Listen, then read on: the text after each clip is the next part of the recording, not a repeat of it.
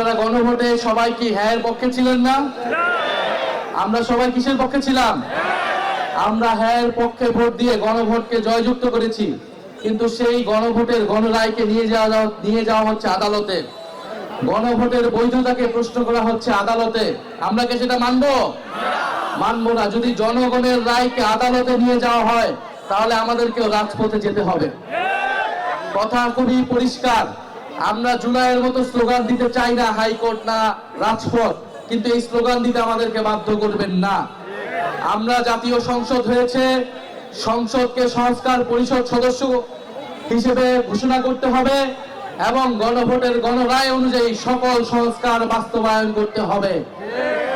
এর অন্যথা, এর বিকল্প আমরা কোনো কিছুই মেনে নিব না।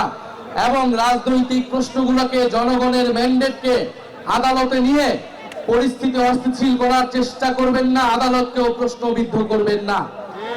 বিজ্ঞ আদালতের প্রতি আমাদের আহ্বান থাকবে, জুলাই গণ অভ্যুত্থানের হাজারো মানুষের রক্তের মধ্য দিয়ে আজকের প্রধান বিচারপতিগণ বসেছেন।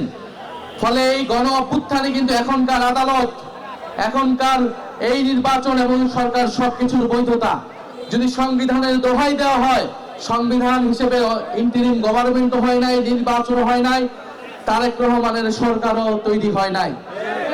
যদি পুরানো সংবিধানের কথা বলা হয় তাহলে ফ্যাসিস্ট হাসিনাকেই এখনকার প্রধানমন্ত্রী হিসেবে মেনে নিতে হবে।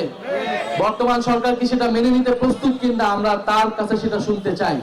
ফলে অযথা জল ঘোলা করবেন না। সংস্কার বাস্তবায়ন করতে হবে, বিচার বাস্তবায়ন করতে হবে। ভারতের কাছে অবিলম্বে শেখ হাসিনাকে বাংলাদেশে ফেরত পাঠানোর জন্য দাবি জানাতে হবে। শেখ হাসিনাকে ফেরত না পাঠালে ভারতের সাথে সম্পর্ক ঠিক হবে না। বাংলাদেশের সাথে সম্পর্ক স্থাপন করতে হলে অবশ্যই জুলাই গণহত্যার বিচার, শেখ হাসিনাকে ফেরত পাঠাতে হবে, শরীফ ওসমান হাদি খুনিদেরকে বাংলাদেশে ফেরত পাঠাতে হবে। তারপরই ভারতের সাথে সুসম্পর্কের বিষয়ে আমরা বিবেচনা করব ইনশাআল্লাহ।